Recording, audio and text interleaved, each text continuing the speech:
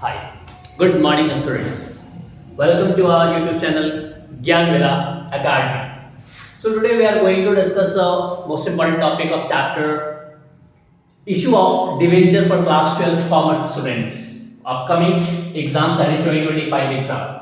That is issue of debenture already we discussed in the previous video. So today we will discuss that issue of debenture as a collateral security, and what is collateral security we will discuss first and why. So, issue of debenture as a collateral security. Issue of debenture as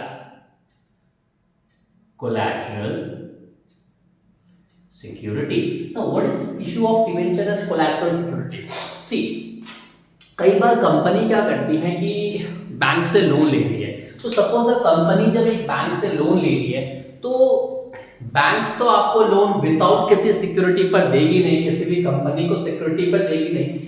bank क्या करती है, security मांगती है कि मुझे एक security दो. कई बार कंपनी क्या करती है, अपनी कुछ एसेट्स, बॉन्ड्स, इन सभी को एज अ सिक्योरिटी पर्पस पे दे देती है. But apart from that bank क्या कहती है कि मुझे सेकेंडरी सिक्योरिटी भी चाहिए, एक और सिक्योरिटी चाहिए. सो इन दैट केस में कंपनी क्या करती है, कंपनी अपने डिवेंचर को as a collateral security issue कर देती है. नाउ डिवेंचर को ही कोलैटरल सिक्योरिटी क्यों, व्हाई नॉट शेयर कैपिटल या फिर शेयर को कोलैटरल पे हमने क्यों इशू नहीं किया, डिवेंचर को क्यों इशू किया. इसमें देखो, सबसे पहले जैसे कि ऑलरेडी वी नो कि डिवेंचर पे क्या होती है, एक pre defined rate of interest रहती है. दैट मींस एक पर्टिकुलर अमाउंट होती है, रेट ऑफ इंटरेस्ट होता है, परसेंटेज जो उस पे फिक्स रहती है. दैट मिनिमम उस पे एक अमाउंट इंटरेस्ट मिलेगी ही मिलेगी. इन द एब्सेंस ऑफ, मतलब अगर कंपनी को लॉस भी हो जाती है तो भी कंपनी को क्या करनी पड़ती है, वो जो एक फिक्स रेट ऑफ इंटरेस्ट है उसके अकॉर्डिंग इंटरेस्ट देनी पड़ती है डिवेंचर पे.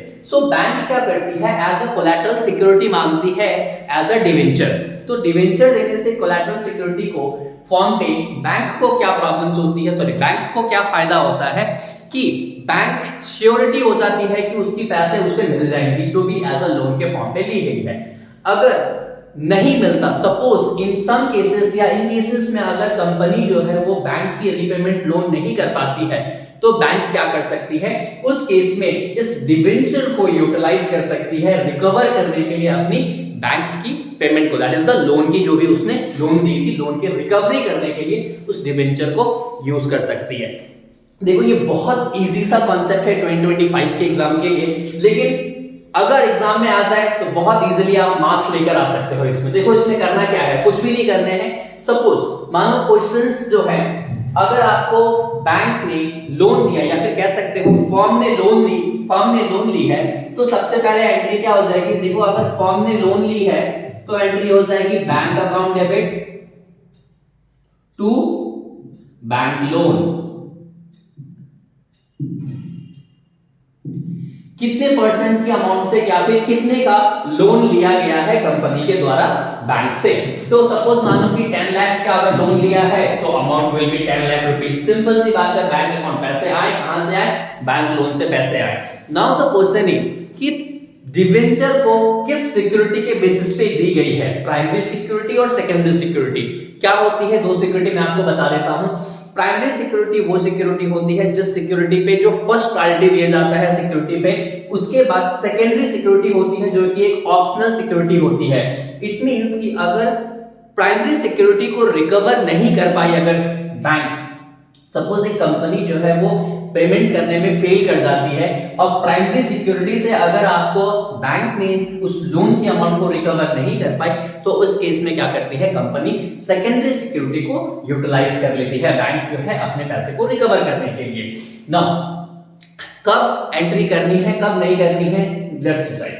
देखो कई बार क्या होती है, कंपनीज डिसाइड करती है कि वो बीइंग एज अ जो कोलैटरल सिक्योरिटी की फॉर्म पे डिवेंचर को दी गई है उसको कई बार कंपनी चाहती है कि हम रिकॉर्ड करेंगे अपने कंपनी के बुक्स में, इन द बुक्स ऑफ में.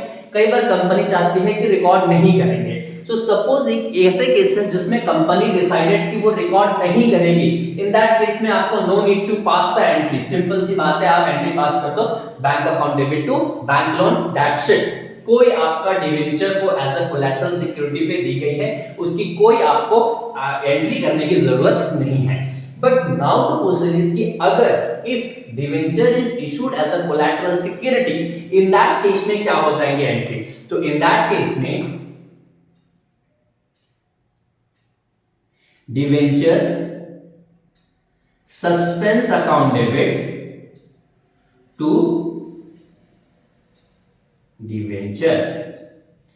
नाउ यहां पे pre defined suppose that it be as a 6% है, तो 6% debenture suspense to 6% debenture. Now why it's debenture suspense? See debenture suspense इसलिए बिकॉज जरूरी नहीं है ना कि ये अराइज होगा, ये तभी अराइज हो सकती है, ये तभी जो बैंक है वो तभी इसको यूटिलाइज करेगी जब कंपनी जो है वो पेमेंट करने पे क्या हो जाएगा, फेल कर जाएगा, तभी बैंक इसको क्या करेगी, उस डिवेंचर को यूटिलाइज करेगी।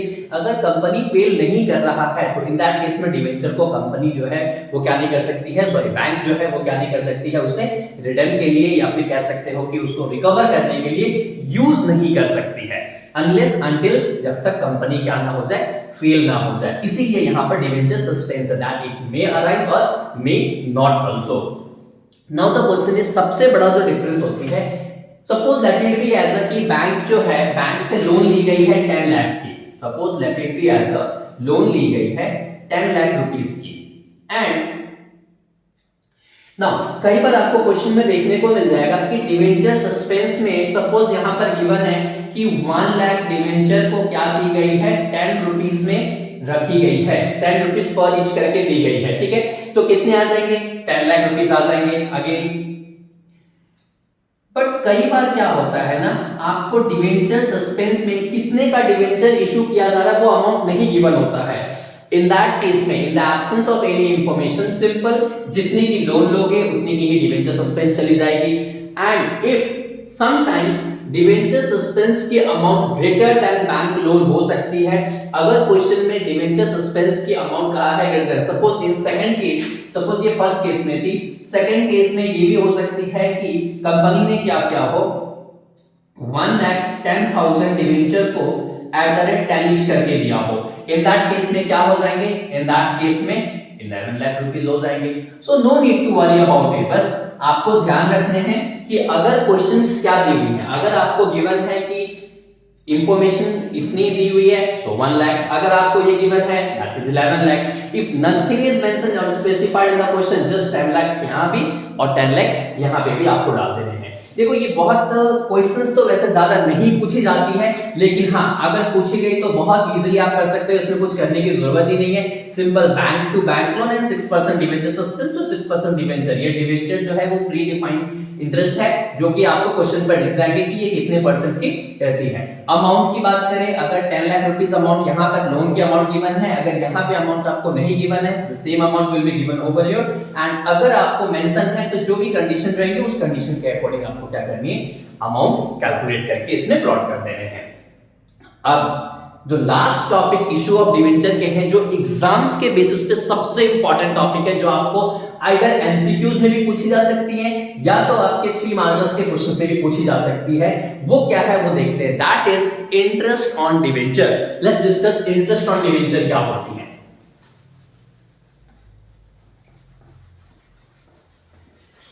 Okay, so let's discuss interest on debenture क्या होती है और इसको हम कैसे कैलकुलेट करते हैं। Fine, okay, so interest on debenture क्या होता है। फाइन,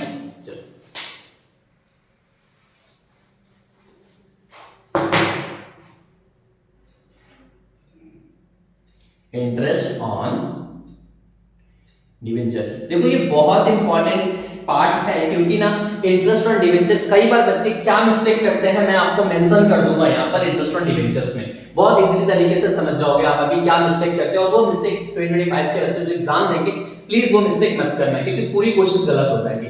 देखो डिवेंचर अगर है, डिवेंचर को इशू की गई है तो जो डिवेंचर होल्डर है उनको हमें क्या देनी पड़ेगी, एक इंटरेस्ट देना पड़ेगा। और इंटरेस्ट इसीलिए तो डिवेंचर से पहले क्या लगी होती है, प्री डिफाइंड रेट लगा होता है जो क्या डिसाइड करती है कि इतने रेट ऑफ इंटरेस्ट से क्या करनी है, उसे इंटरेस्ट पे करनी है। तो जब इंटरेस्ट ऑन डिवेंचर की बारी आती है तो हम एंट्री कैसे करें, कई बार बच्चे कंफ्यूज हो जाते हैं सर एंट्री कैसे करें। तो देखो इंटरेस्ट की एंट्री क्या होगी वो तो जानेंगे, बट उससे पहले कॉन्सेप्ट समझते हैं कि इंटरेस्ट ऑन डिवेंचर्स में इंटरेस्ट कब कब कैसे कैसे दी जा रही है। देखो इंटरेस्ट ऑन डिवेंचर्स जब एक कोई भी कंपनी किसी भी आपके डिवेंचर होल्डर को पे करती है तो ये डिपेंड करती है कि कंडीशन क्या है। इट में सपोज दैट कि एक साल में 2 बार पे की जा रही है, सपोज एक साल में, सपोज आपके जो फाइनेंशियल ईयर है 1st of February अप्रैल 18 से 31st of March 19 पे है, इस पूरे फाइनेंशियल ईयर पे सपोज इंटरेस्ट 2 टाइम्स पे की जा रही है, that is the half yearly करके। तो फर्स्ट पेमेंट हो जाएंगे आपके 30th of September पे हो जाएंगे आपके, और दूसरी जो पेमेंट है वो आपके 31st of March पे हो जाएंगे। नाउ अगेन क्वेश्चन, जरूरी नहीं है कि ये 2 पार्ट में ही दी जा रही हो, इट में भी 4 पार्ट्स में भी दी जा सकती है, 4 बार भी दी जा सकती है, वो क्वेश्चन के ऊपर डिपेंड रहती है। आपको एंट्री क्या करना है, कैलकुलेशन कैसे करना है वो मैं आपको अभी समझा दूंगा। सपोज तो अगर आपको इंटरेस्ट इस पार्ट में भी दी जा सकती है, इधर भी दी जा सकती है, पूरे होल ईयर का एक बार में भी दिया जा सकता है। एंट्रीज क्या करते हैं तो वो देख लो, एंट्रीज क्या होती है, एंट्रीज होती है interest on debenture account debit to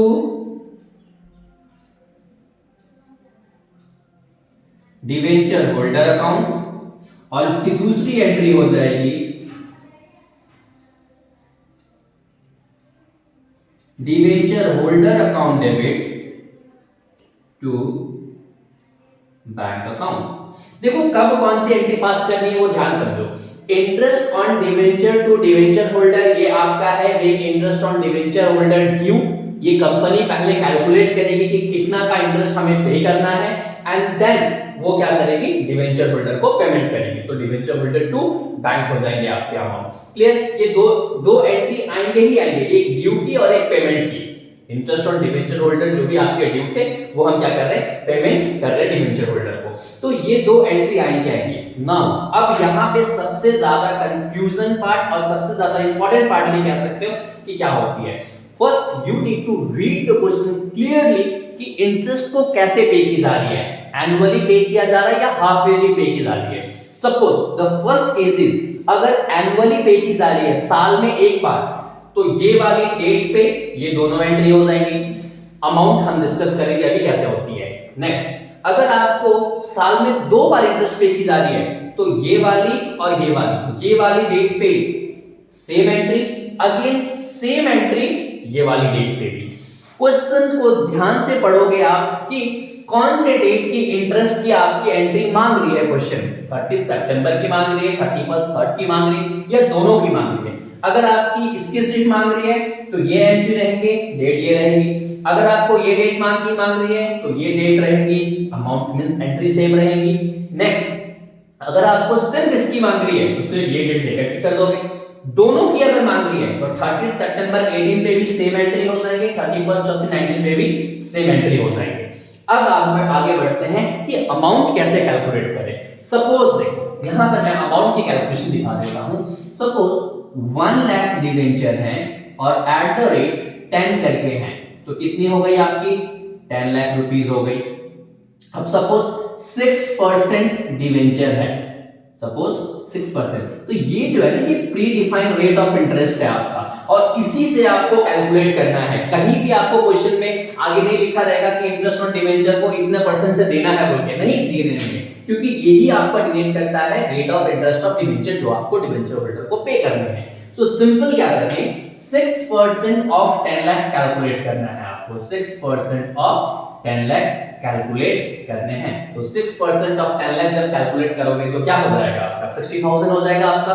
clear, तो 60,000 पूरी होल ईयर की है ना। यहीं पर सबसे ज्यादा गलत होने वाली एमसीक्यूज में जो सबसे ज्यादा मिस्टेक करते हैं, तो 60,000 क्या है आपका, 60,000 जो है वो होल ईयर के लिए है, होल ईयर के लिए 60,000 है।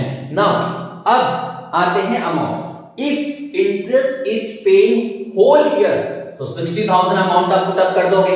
अगर आपकी 31st ऑफ 3 की एंट्री आ रही, Suppose that if you are paying the rate of interest, that is the interest on 6 means period, that is the आप यहां पर पे करोगे और यहां भी पे करोगे, इन दैट केस में ये जो इंटरेस्ट है ये भी दो पार्ट में स्प्लिट हो जाएंगी, that is the 30,000 and 30,000, that is 30,000 ये डेट में, 30,000 इस डेट पे। सो अगर आपको सिर्फ इस डेट की एंट्री मांग रही है तो हम ये लिखेंगे और ये जो अमाउंट है 30,000 रुपीस आ जाएंगे आपके। क्लियर? ये ध्यान देने वाली बात है। एमसीक्यूज में कई बार क्या होता है, आपको ये भी मिल जाएंगे और ये भी मिल जाएंगे ऑप्शंस में 60 भी मिल जाएंगे, 30 भी मिल जाएंगे। बच्चे फ्लो में 60 को टिक कर देते हैं, देखिए सबकी एंट्री आपको सिर्फ इसकी नहीं मांग रही होती है या फिर सिर्फ आपको इसका मांग रहा होता है और बोला है कि दो पार्ट में इंटरेस्ट को पे की गई है, तो इन दैट केस में आपकी सिर्फ इसकी 30,000 और इसकी भी 30,000 होंगी, तो 30,000 आपको क्या करने होंगे, इंटरेस्ट डालने होंगे। ये क्लियर हो गया interest on debenture. Now interest on debenture एक तरीके से क्या है कि फर्म के लिए लॉस है, तो फर्म इस लॉस को कहां से एडजस्ट करेगी, statement of profit and loss से एडजस्ट करेगी। मींस इसके बाद जो एंट्री जो हो जाएंगी वो आपकी हो जाएंगी statement of profit and loss account debit to जो भी आपका क्या है इंटरेस्ट ऑन डिवेंचर है, तो इंटरेस्ट ऑन डिवेंचर जो भी आपका अमाउंट सपोज 30,000 है तो 30,000 का आ जाएगा। मींस इंटरेस्ट ऑन डिवेंचर, जैसे कि हमने लास्ट वीडियो में डिस्कस किया था कि जितनी भी आपकी क्या होती है, लॉस होती है या डिस्काउंट होती है, उसको सबसे पहले हम एसपीआर से एडजस्ट करते हैं, फिर हम अपने किससे एडजस्ट करते हैं, statement of profit and loss से एडजस्ट करते हैं। क्लियर? जिन लोगों ने ये पहली वीडियोस देख ली या जिन लोगों ने वो वीडियोस नहीं देखी है उनके डिस्क्रिप्शन में मैं लिंक डाल दूंगा, आप जरूर देख लेना, आपको क्लासिफाई हो जाओगे कि जो भी डिस्काउंट या लॉस होती है वो किस में एडजस्ट होती है। सबसे पहले जो है आपके डिस्काउंट या लॉस एसपीआर से एडजस्ट होंगे, उसके बाद statement of profit and loss से एडजस्ट होंगे। वेयर इंटरेस्ट ऑन डिवेंचर जो है वो कहां से एडजस्ट हो जाएंगे, आपके statement of profit and loss account से एडजस्ट हो जाएंगे। ये है आपका प्रॉपर पार्ट जो कि हमने देखा अभी आपका कि डिवेंचर को इशू किया गया था as a collateral security and debenture को हमने देखा कि इंटरेस्ट ऑन डिवेंचर होल्डर किस तरीके से पेमेंट की जाती है डिवेंचर होल्डर को।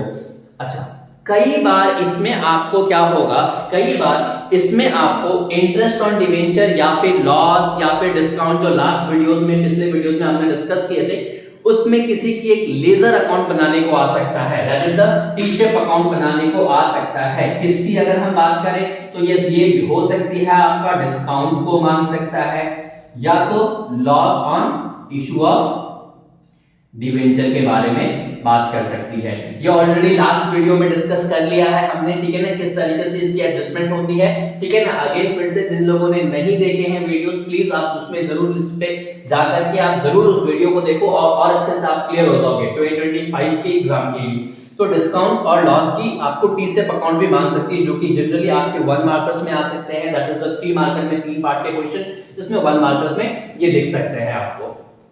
ओवरऑल इंटरेस्ट ऑन डिवेंचर्स के अलावा इसके अलावा और कुछ क्वेश्चंस आपके मिलेंगे नहीं जो पिछले 2 वीडियोस में मैंने डिस्कस कर रखी हैं और ये आपकी थर्ड वीडियोस होगी, that is the total 3 videos है इंटरेस्ट ऑन डिवेंचर्स के, सॉरी डिवेंचर्स के। आप उस डिवेंचर्स में तीनों वीडियोस में सारे कॉन्सेप्ट्स कवर है। आप अगर एक बार देख लोगे तो आई एम 100% श्योर कि हाँ इस बार आप डिवेंचर्स में तो कहीं कुछ भी गलतियां आप नहीं करोगे। फिर भी अगर आपको कोई भी प्रॉब्लम हो, कोई भी अगर आपको कंडीशंस लगे कि सर ये कंडीशंस में कैसे करेंगे, तो प्लीज आप मुझे कमेंट करो, मुझे बताओ कि प्रॉब्लम्स क्या है, मैं उस पर एक डिटेल वीडियो फिर से बना दूंगा। एंड प्लीज अगर आपको वीडियोस अच्छी लग रही हो तो don't forget to like, subscribe and please don't forget to press the bell icon. Thank you so much, bye bye.